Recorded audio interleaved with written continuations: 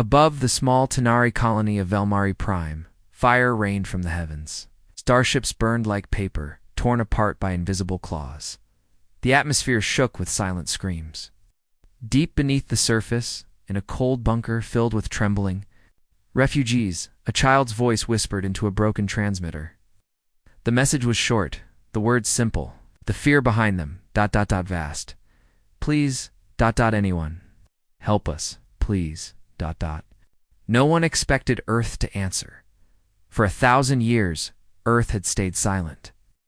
Rumors said it was a death world, a cursed place of monsters and war. Some said it had burned itself down in ancient battles. Others whispered that no one returned. From Earth, whatever the truth, the humans were silent, observers, ghosts on the edge of the galaxy. But the Tanari were desperate. Their people were dying. The enemy creatures, only known as the Shroud, moved like shadows, infecting planets, devouring life, and leaving only black husks behind. No alliance could stop them.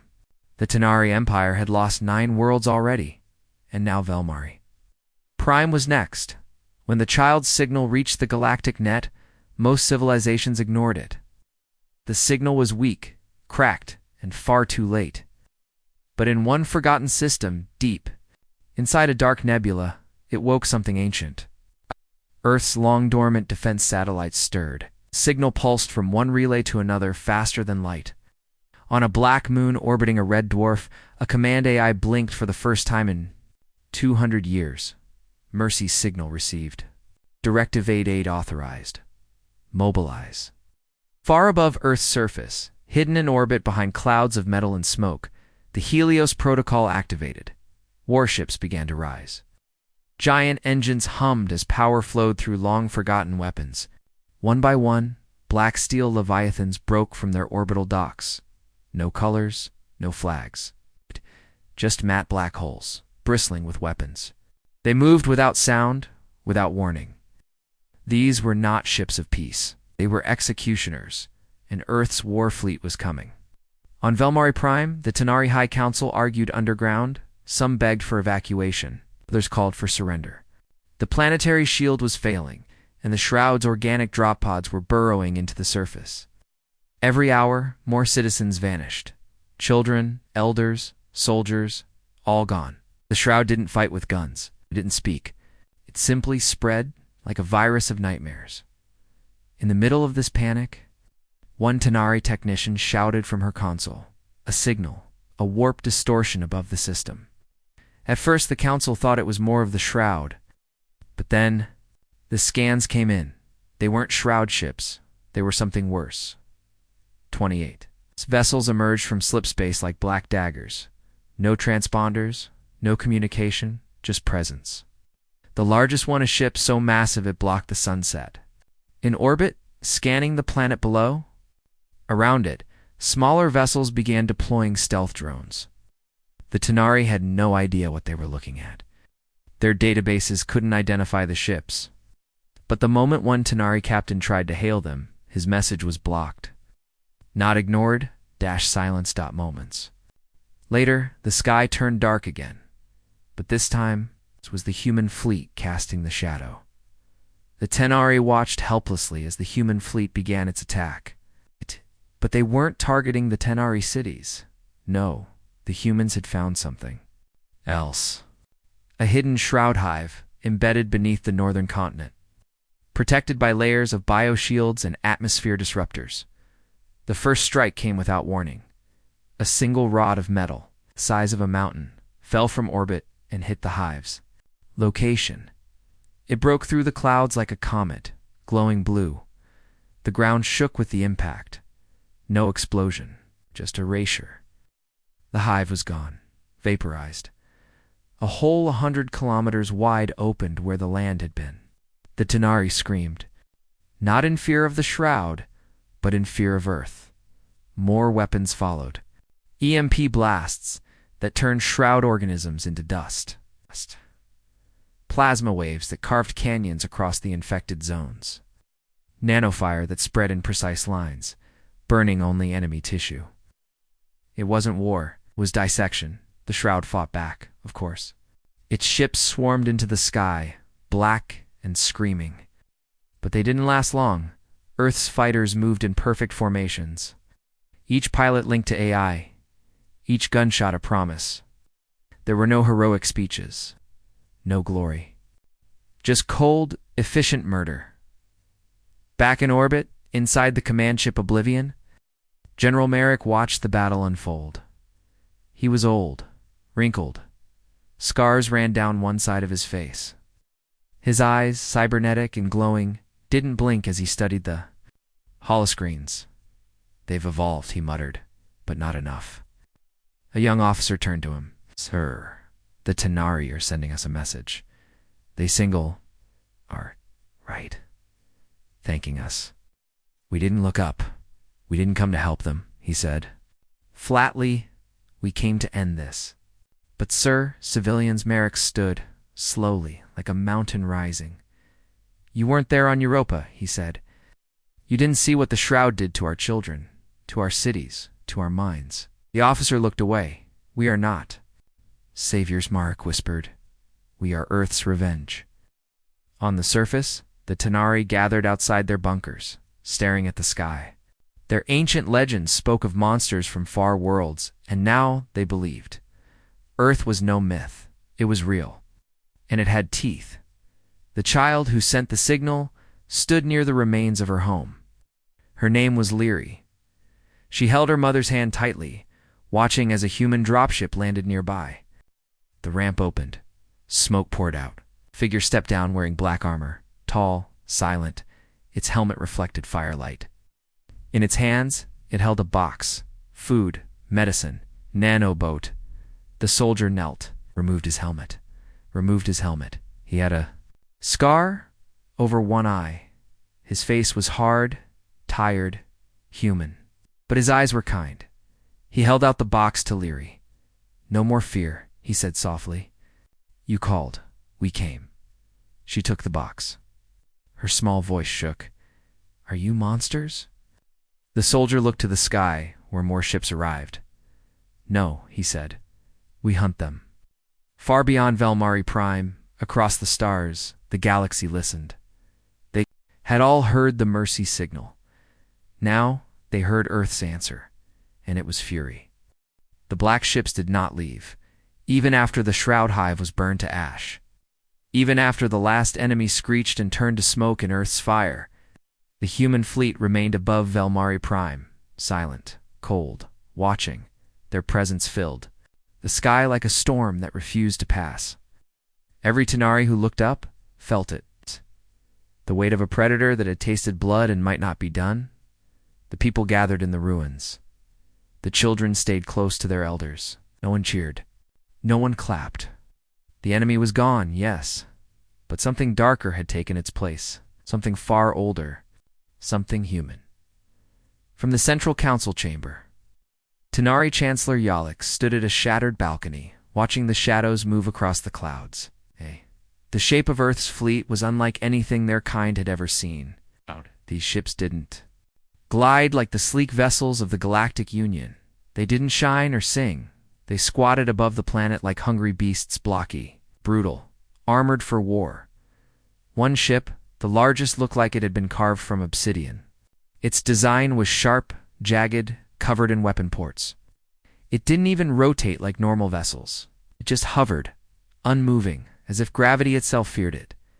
They called it the Umbra Hammer. Inside that dreadnought, General Merrick stood in a silent command hall. He had not slept in 3 days.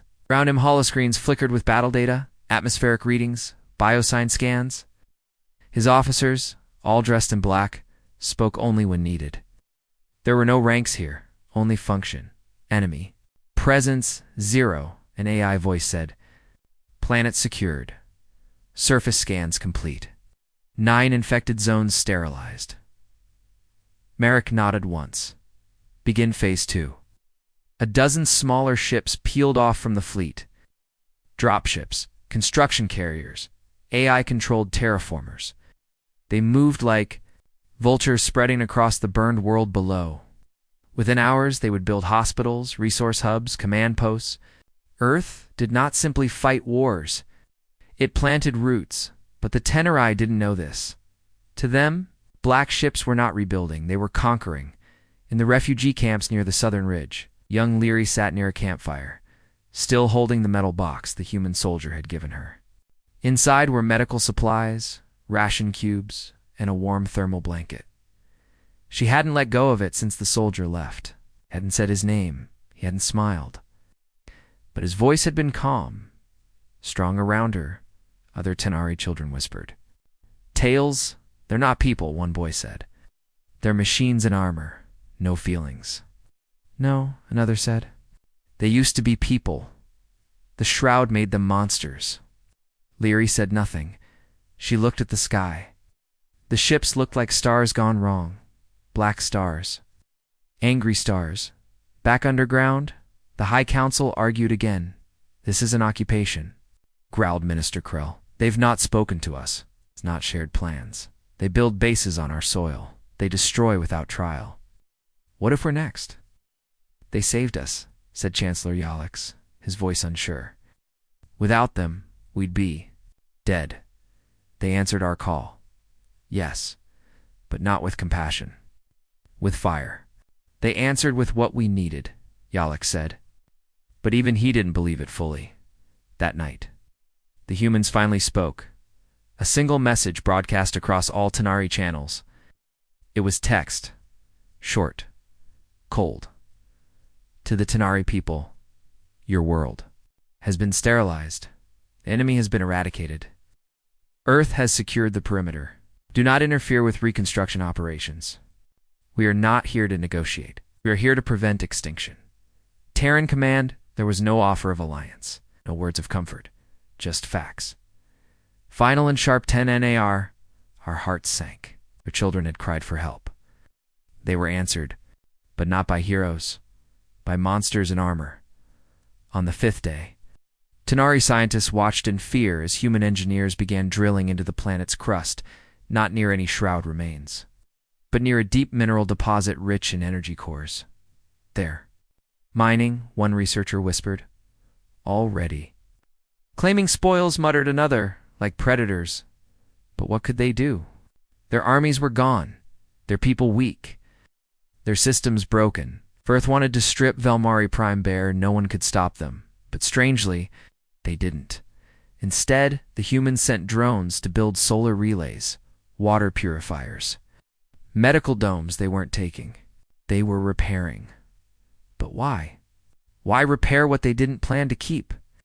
Inside the newly built human command base, deep under a carbon steel dome, Merrick received a call. A rare thing. Direct transmission from Earth Command. A female voice spoke. Cold, robotic, but unmistakably human. Marique status. Velmari Prime sterilized, he replied. Civilians unarmed. Reconstruction progressing. Enemy trace. Minimal. No signs of secondary hives. But this felt like bait. There was a pause. Proceed with caution. You're authorized to activate Tier 2 protocols. Merrick's expression didn't change. But deep inside, something stirred. Tier 2 meant escalation. Not against the enemy, but the allies. Elsewhere in the galaxy, other civilizations watched. The events in fear? The Avak Confederacy declared Earth a rogue power. The Talari Communion called them violent saviors. But none dared challenge them, because behind every black ship was a legend. Of Earth's last great war, of how the humans had turned their home into a death world, survived plagues, AI rebellions, and alien invasions, and how when the Shroud came for them a century ago, Earth hadn't just survived, they had learned, adapted, grown crueler than the enemy. Now the galaxy was seeing it firsthand. On the 10th day, Tenere delegation requested a direct meeting with the human command. They brought gifts, hopes, questions. The humans replied with a schedule, precise, cold. A meeting would occur, but only under specific terms. One representative, 1 hour, no weapons. Chancellor Yalix himself went. He walked into the massive, steel dome alone, surrounded by faceless human soldiers. Their visors glowed red dot inside. He finally met General Merrick. The human looked old, tired, but his eyes were bright with something the Tanari couldn't understand. It wasn't hatred, it was resolve. "You didn't come to help us," Yalak said quietly. "No," Merrick answered. "We came to stop the Shroud." "And if they had used another world instead of ours as bait?" Merrick didn't blink. "We'd have gone there too." Yalak swallowed. "Then why?" "Help us rebuild." Merrick leaned forward. "Because the next time they try this, we want allies who can stand on their own." Later that night, stars above Velmari Prime shifted again. Dozens more ships exited warp, bigger, faster, darker. The rest of the Black Sky Armada had arrived, and with it, Earth's full fury. The stars were no longer safe.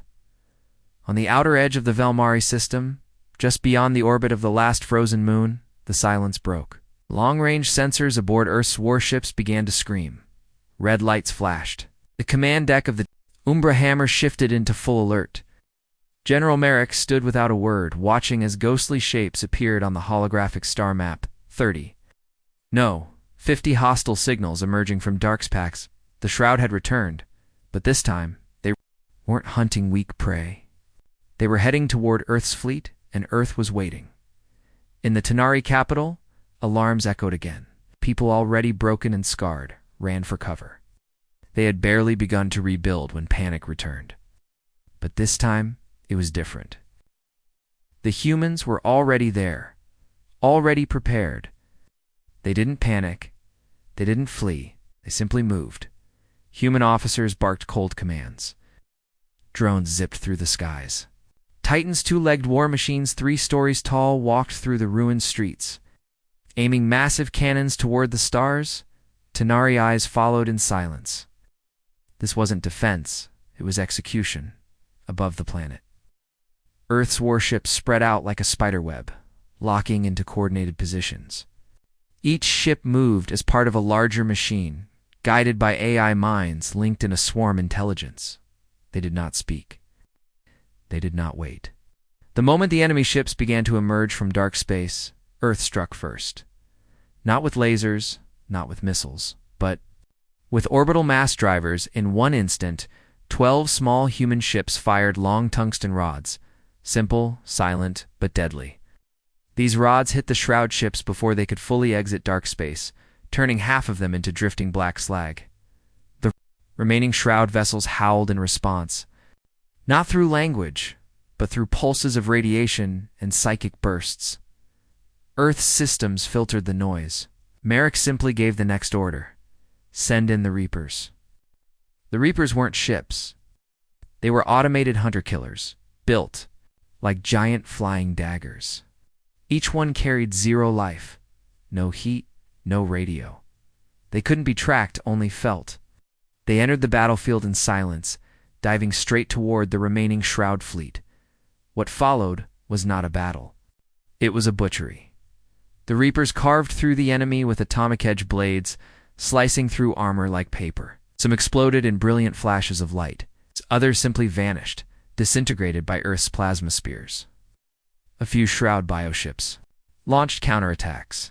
Vomiting acidic clouds and black nanite swarms, the Umbra Hammer responded with its main weapon, the Helix Lance. It fired once, a beam of twisted gravity and light, so bright it split the sky. The lead Shroud ship folded. Inward, crushed by forces it couldn't resist. In less than 3 seconds, an entire enemy fleet was gone. From the surface, the Tanari people watched the sky glow as the Shroud ships burned in high orbit. The clouds turned orange. Shadows flickered across the ground like falling stars. But this time, there was no fear. There was awe. For the first time in galactic history, someone had stopped the Shroud. Before they could land, Leary sat in the dirt outside the refugee clinic, eyes wide. She didn't cry this time. She didn't tremble. She whispered just 2 words. They won. But the war wasn't over. The Shroud had left something behind, hidden. Deep under the oceans of Velmari Prime, a dormant hive had been quietly growing. It had gone unnoticed during Earth's initial scans. Too deep, too cold, too quiet. But now, as the fleet celebrated victory, tremors began beneath the sea. In the command base, sensors screamed again. Merrick's eyes narrowed. They planned this, he muttered. It wasn't the real attack. He turned to his AI officer. Initiate Cerberus protocol. Send in the Helljumpers. The Helljumpers were Earth's most elite drop troops, genetically enhanced soldiers. Trained in vacuum, heat, acid, and fear. Their armor was red-black. Their eyes glowed white. They didn't use standard weapons.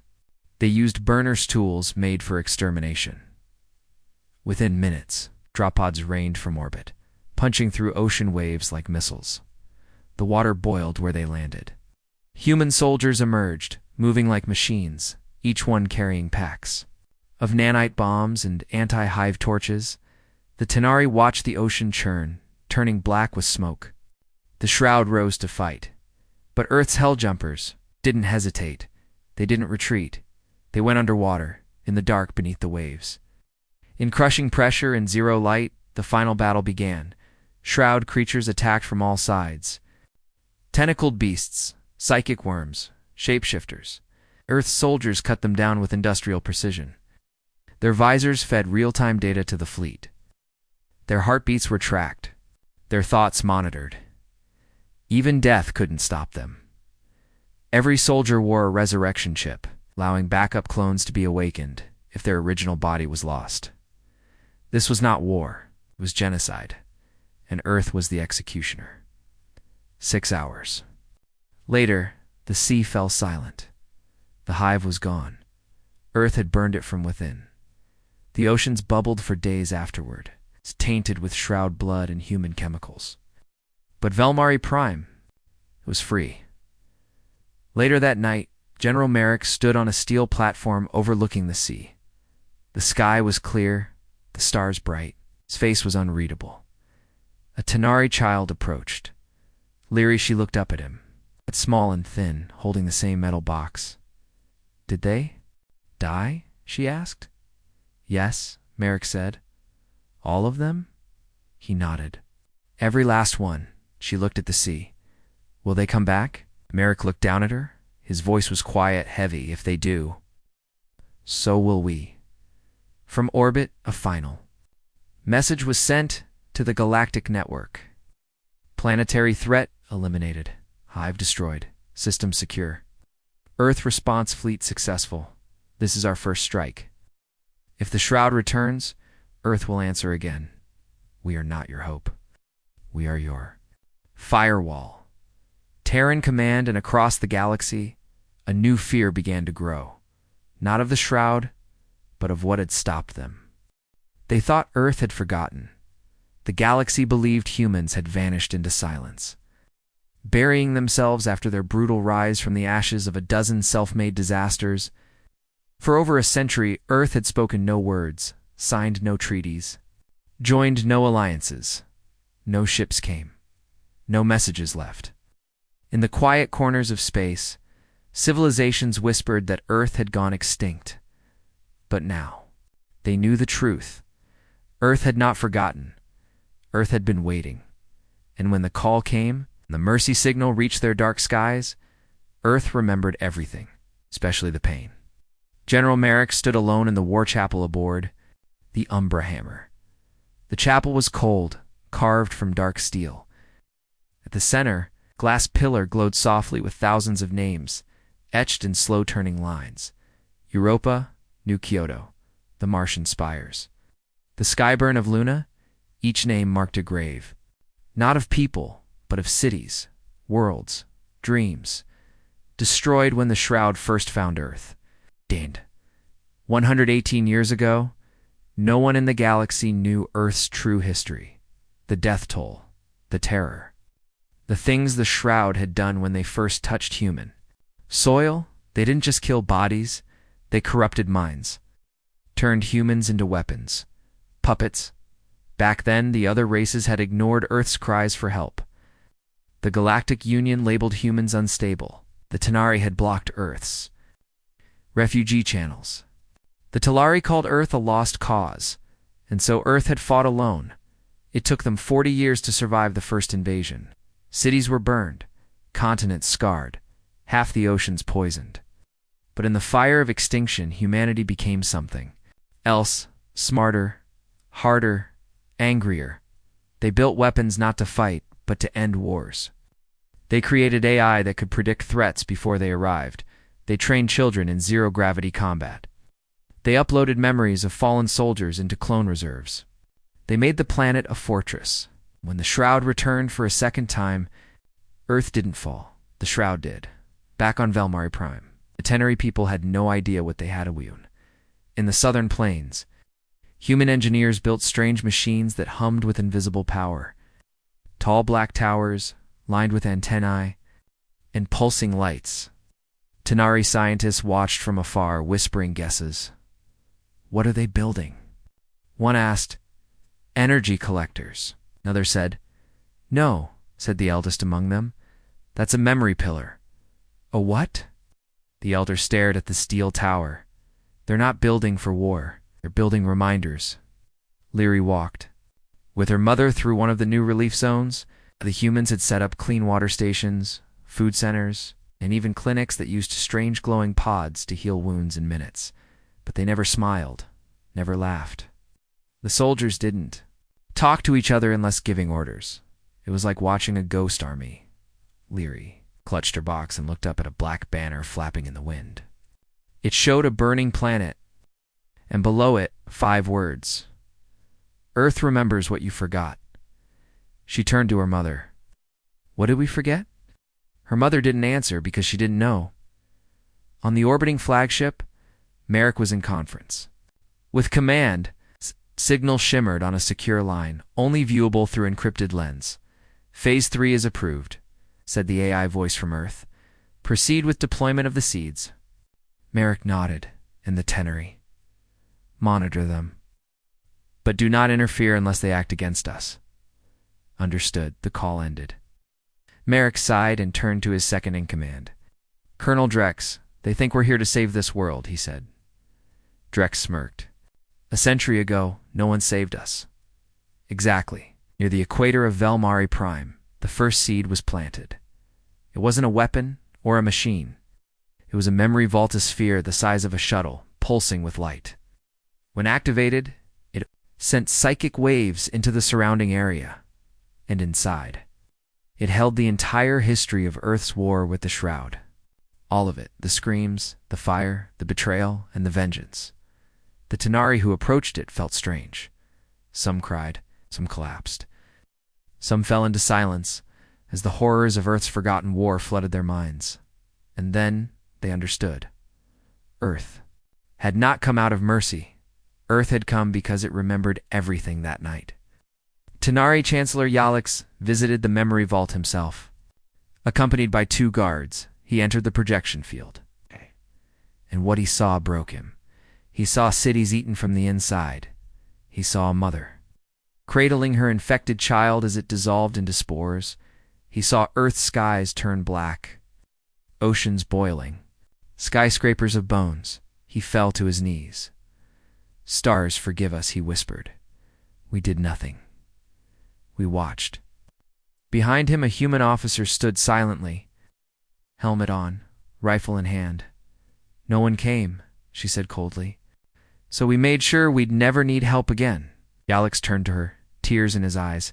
And now you've become worse than them. The soldier didn't reply. She just turned and walked away. Across the planet, more memory seeds were activated. Each one told a piece of Earth's story. Not just the war, but the aftermath, the rebuilding, the oaths, the decisions made in rage and fear, the choice to remain hidden, the vow never to trust the galaxy again. And the message was clear. Earth would never be weak again. In the galactic core, panic spread. The Talari Communion held emergency meetings. The Avok Confederacy began stockpiling weapons. The Varnan clans declared Earth a force outside all law. But no one dared attack, because Earth had shown them what happened when you ignored a desperate cry for help. And what happened when Earth decided not to forget, and worse, The galaxy realized Earth had more ships, more fleets, more armadas. The Black Sky Armada was just a response team. The real strength of Earth was still hidden. Waiting on Velmari Prime, Leary returned. To the sea, the water had calmed. The sky was clear. She stood beside the human soldier she had. First met, he watched the horizon with still eyes. "Will you leave now?" she asked. He shook his head. "Not yet. We stay until the system is secure." She looked down. "Are you angry at us for what we didn't do? For not helping Earth long ago?" He didn't answer for a long time. Then he said, "We're not here to punish. We're here to remind." "Remind who?" He looked up at the stars. "Everyone." The Tanari were rebuilding, but they were rebuilding under shadows. The skies were no longer their own. Earth's black ships still hovered in low orbit, unmoving like vultures watching the wounded. No enemy remained, no shroud signals. Number, danger, and yet Earth stayed. Quiet, cold, and deeply unsettling. In every major city, a human command base now stood. Giant walls of gray-black metal, guarded by silent soldiers in faceless armor. The Tanari called them Grayskins. They came and went without speaking. They delivered crates of food, medical gear, power cells, but always with a distance. A wall behind their eyes. To the Tanari, these soldiers felt less like people. It's more like something they had helped create. Leary sat on the edge of a steel platform, watching one of the Earth drones fly overhead. It buzzed softly, scanning debris piles, then vanished toward the mountains. A week ago, she would have flinched. Now, she barely looked. "They don't blink," her friend Tiri said. "The Grayskins. They just stand there, like machines." "They blink," Leary said softly. "But only when no one's watching." "How do you know?" "I saw one, crying. Just a little. Soldiers don't cry. These do." Inside the Earth's base, General Merrick walked the empty training floor, boots echoing against metal. Around him, a squad of young soldiers ran through a brutal zero-G combat simulation. Not one of them was over 20, yet they moved like veterans fast. Flawless. Merciless. Their minds were synced with combat eyes.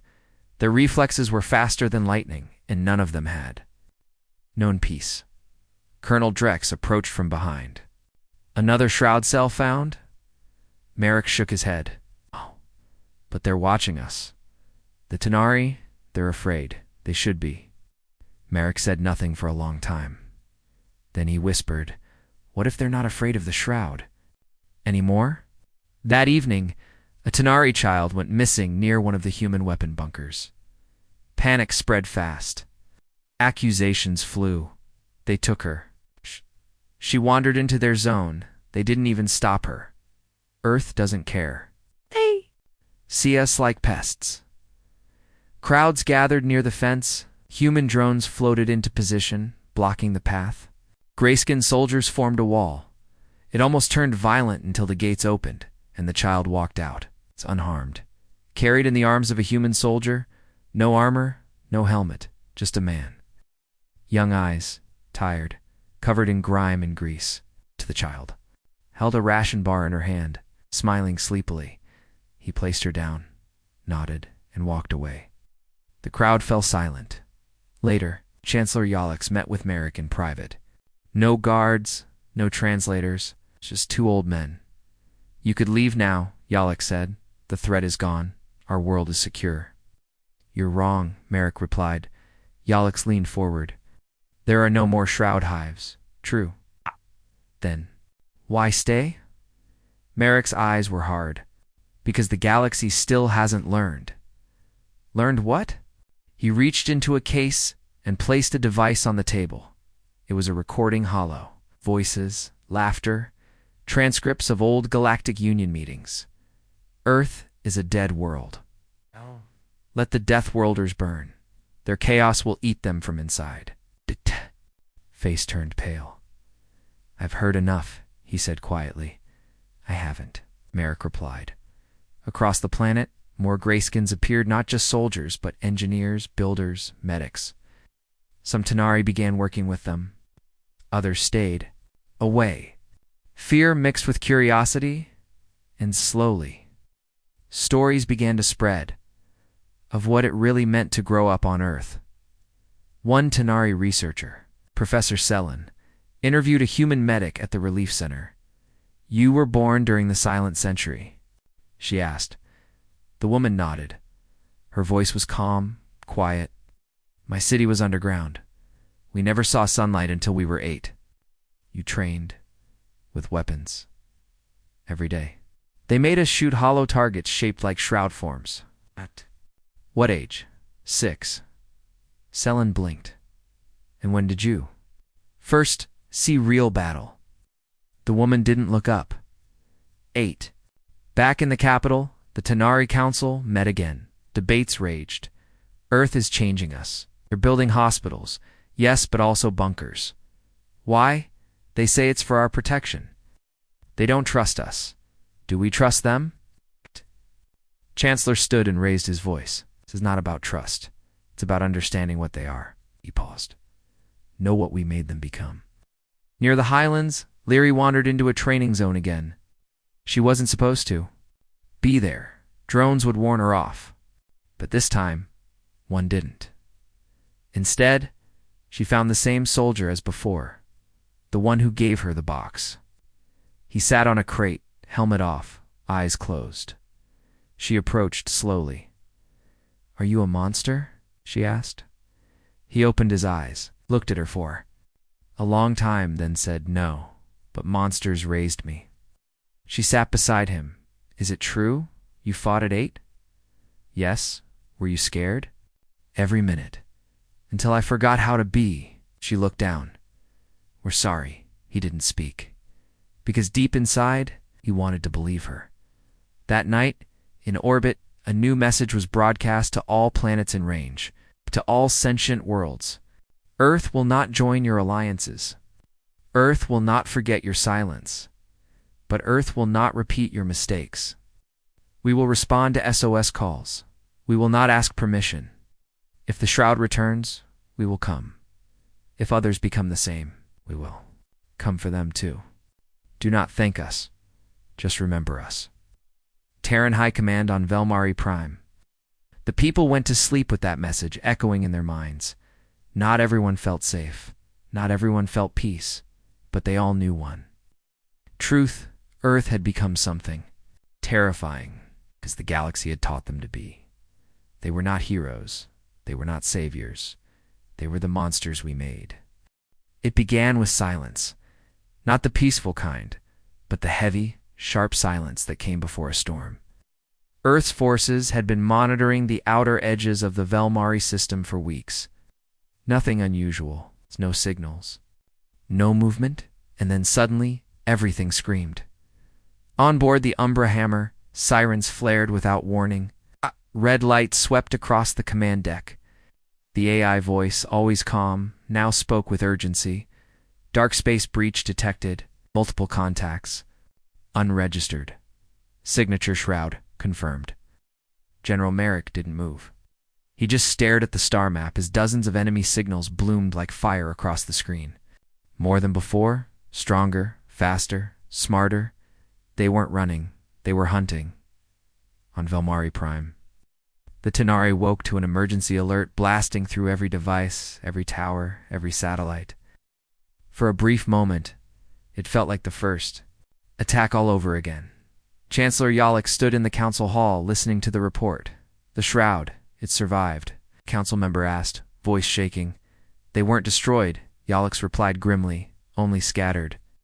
And now, they know Earth is here. Another whispered then, why are they coming back? Yalek turned to the window.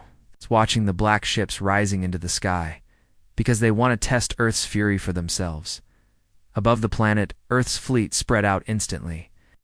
The Black Sky Armada activated full combat protocol.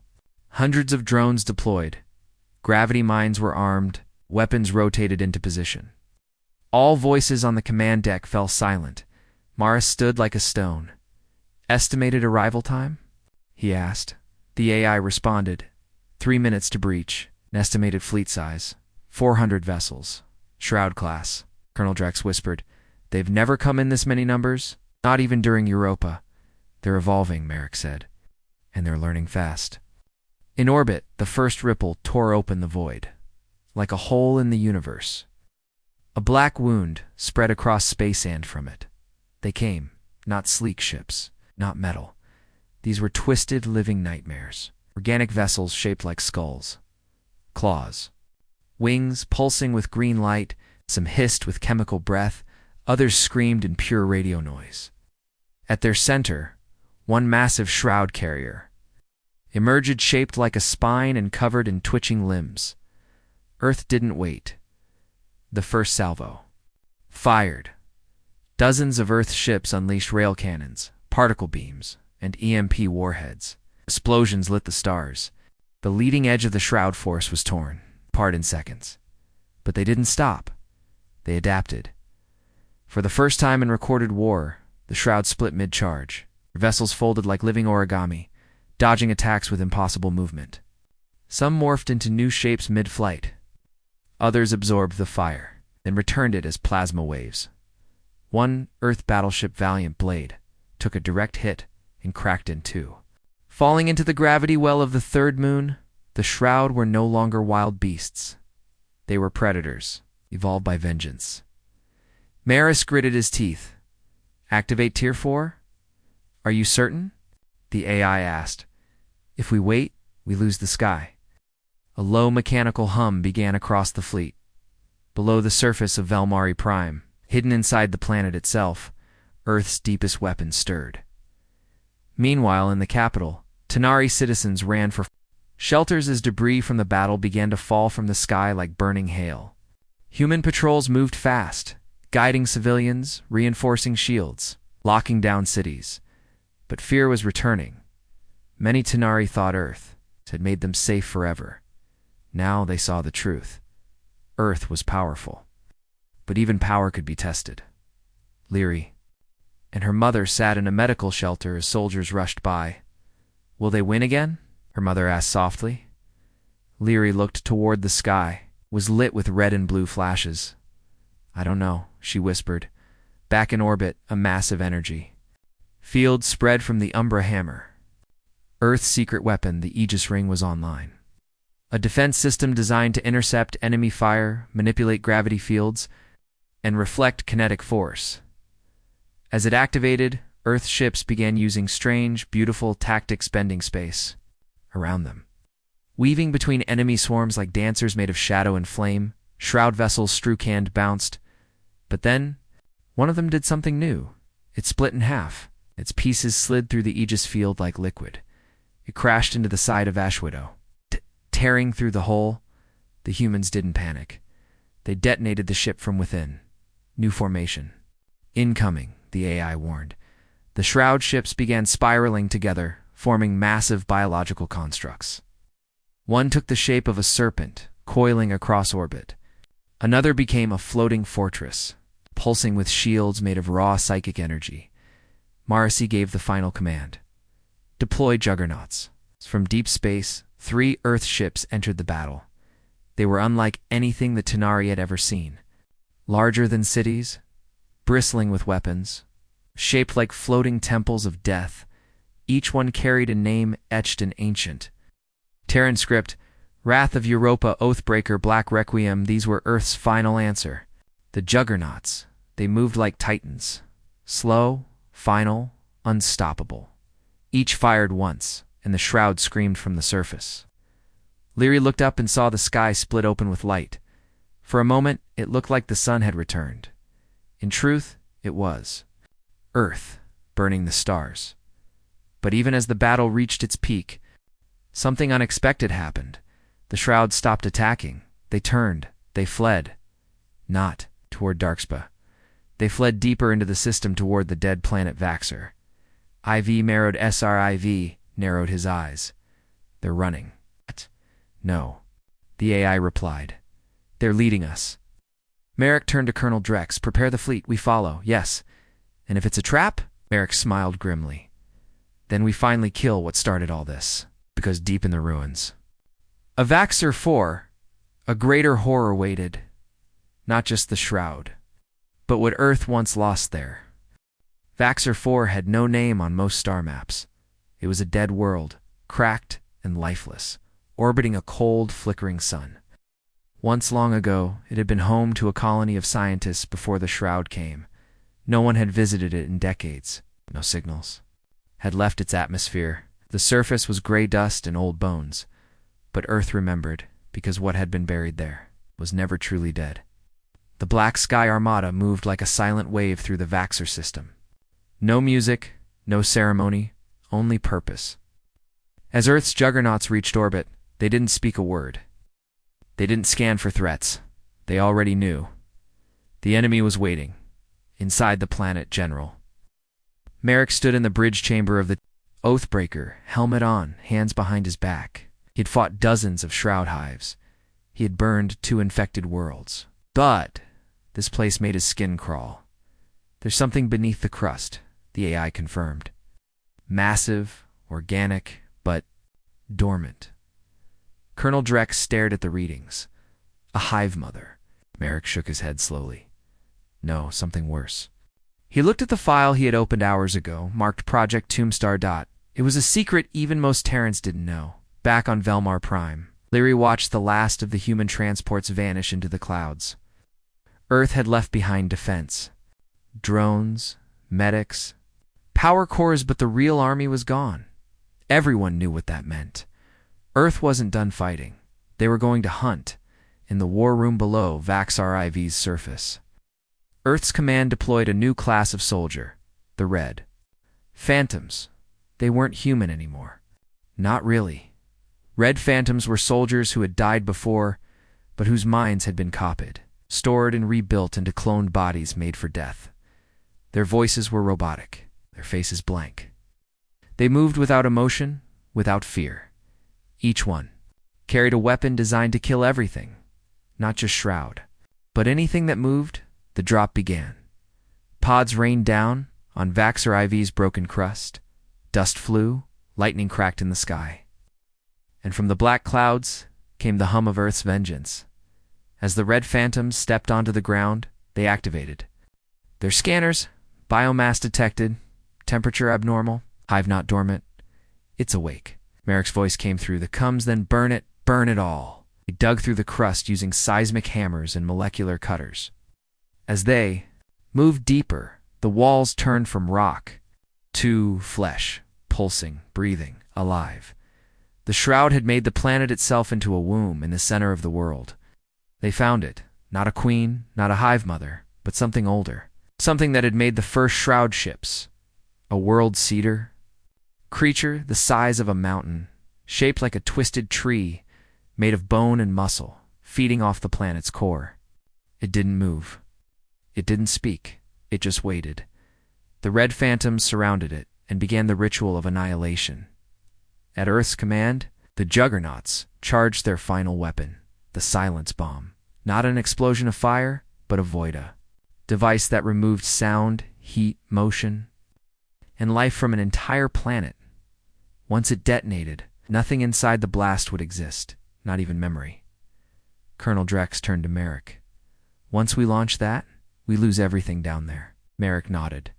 They knew that when they dropped. And if the cedar escapes, it won't. But the Shroud had one final trick. As the bomb was armed, the world's cedar reacted.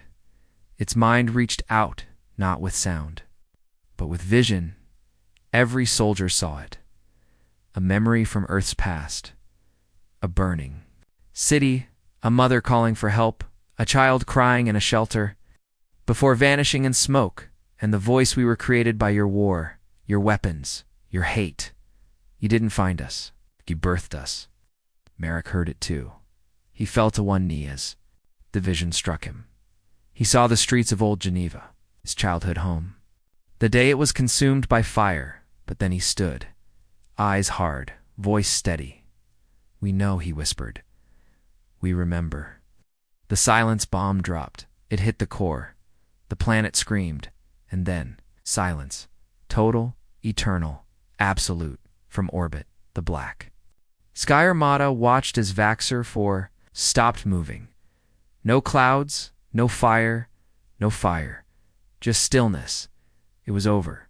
The world's cedar was gone, and with it, the last piece of the original shroud. Back on Velmori Prime, Atenari watched the stars, and in the sky, for the first time, it was peace, real peace. But it had not come gently. It had come with thunder, with shadows, with monsters. Made by war, Leary held her box again. Inside, she had added something new. A photo of the soldier. Helmet off, face tired, eyes still human. She placed it inside and whispered, "Thank you." In the black halls of the Umbra Hammer, Merrick stood once more before the wall of names the AI asked him, victory achieved. "Shall we return to Earth?" Merrick stared at the stars. "No, not yet. There are no more hives." "No," Merrick said, "but there are still lessons to be taught, because peace, for monsters like Earth's soldiers, is never free. It had to be earned, again and again." There was no sound on Vaxxer. For now, no wind, no echoes. Nothing lived, there not even memory. The silence bomb had erased it all. Every molecule of the shroud cedar, every corrupted root, spore, and shadow. Gone Earth had removed a world from existence, not in anger, but in judgment. And across the galaxy, everyone heard the silence at Terran command back on Earth. Millions watched the transmission. The juggernauts hovered in formation above the grave of the last shroud world. The red phantoms had not returned. Their names were now part of the eternal Walla digital monument where every Terran could see them. Every hour of every day, above that wall appeared a message, short, final, and terrifying. The war is over. The shroud is extinct. But that wasn't Earth's final message. Not yet. On Velmari Prime, Chancellor Yalek stood before his people in the city square. The air was quiet. The sky was calm. Earth's ships were leaving one by one, vanishing into silent jump space, like ghosts returning to the dark. The people applauded. Some wept. Some simply stood, confused, staring at the heavens. And then came a sound, deep, rhythmic, metallic, boom, boom, boom. The screens across the city blinked, a Terran symbol appeared, and a voice calm, human, unshaken spoke. "This is Earth. Not the Earth you once ignored. It's not the Earth you once feared, but the Earth that remembers. We heard your cry. We came. We did not come for glory, nor for thanks. We came because you were once like us, afraid, alone, abandoned. Pause. Now the shroud is gone, and you must choose who you will be next. In the refugee camps, in the high towers, in every crater and burned city, the Tanari stood frozen, listening. Lara held her mother's hand tight as the voice continued. We do not ask you to repay us. We do not demand tribute. But we leave you a warning. The shroud was not only a predator, it was a reflection, a mirror of what the galaxy becomes. When it forgets mercy, when it chooses comfort over courage, when it watches others die, does nothing. The message played in every system where Earth had once sent a ship. On Talari Prime, the noble caste listened in silence. On the ice moons of Vorn, even the warriors bowed their heads. On Corvain Station, smugglers turned down their music to listen. Across the galaxy, shame burned hotter than war. Merrick stood aboard the Umbra Hammer, watching the last echoes of Vaxxer 4 fade from the system map. His fleet was preparing for return, but he remained still, heavy, tired. Colonel Drex approached him slowly. It's done, Drex said. Merrick nodded. We lost 317 and stopped a galactic extinction. They'll never thank us. You're not supposed to. Marek turned to face him. That was never the mission. The final part of Earth's message was not spoken. It was a transmission of a single SHL, massive figure, carved from steel and stone. A human soldier standing alone holding a Tanari child in one arm. A rifle in the other. Behind them, a burning world. Below them, darkness. At the bottom, a plaque. We came when no one else did. That is our legacy. On Velmari Prime, Centenary Council voted to install the statue in their central plaza. Yalix placed the first stone. No more forgetting, he said. No more silence. And around him, his people nodded. Not out of fear, but out of understanding. Laye placed her small metal box beneath the statue, next to the first flower someone had left. Inside the box were pictures, a note, and a ration bar, and written in small, shaky letters, asterisk, asterisk, you didn't come to save us. You came to finish what we couldn't start. We won't forget again. Asterisk, asterisk, Earth never returned to Velmari Prime. They didn't have to, because now everyone knew if darkness came again, if monsters rose in the void, the galaxy's scream would be answered by them, by the Deathworlders, by the fire that remembers epilogue a year later. A new ship entered deep space. It did not carry diplomats. It did not carry weapons. It carried seeds Earth's memory vaults. They were placed on planets across the galaxy, not to threaten, but to warn. Each one pulsed with the final words of Earth's message. We are not your saviors. We are not your monsters.